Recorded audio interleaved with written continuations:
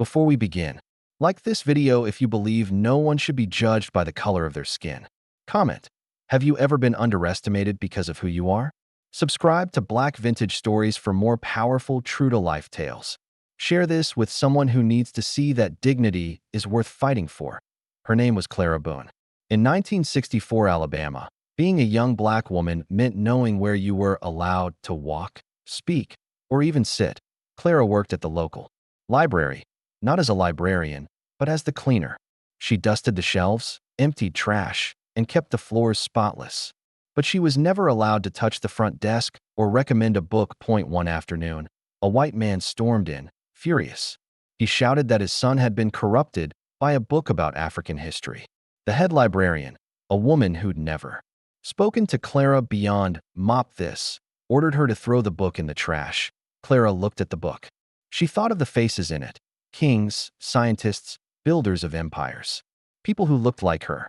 She quietly said, "No." The room went silent.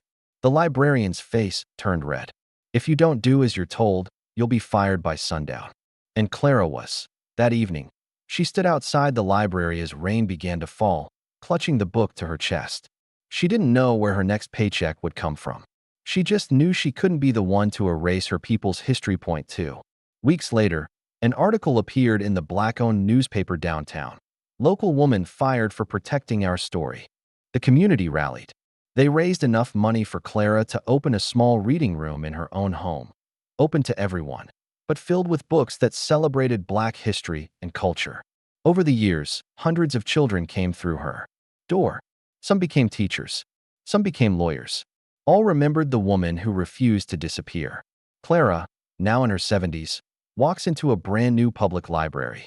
There's a mural on the wall, a black woman holding a book with the words, "Knowledge is power. Power is freedom." It's her face. Like this video if you believe history should never be erased. Comment, would you risk your livelihood to protect the truth? Share this story so Clara's courage is never forgotten. Subscribe to Black Vintage Stories for more tales of resilience, dignity, and the fight for equality.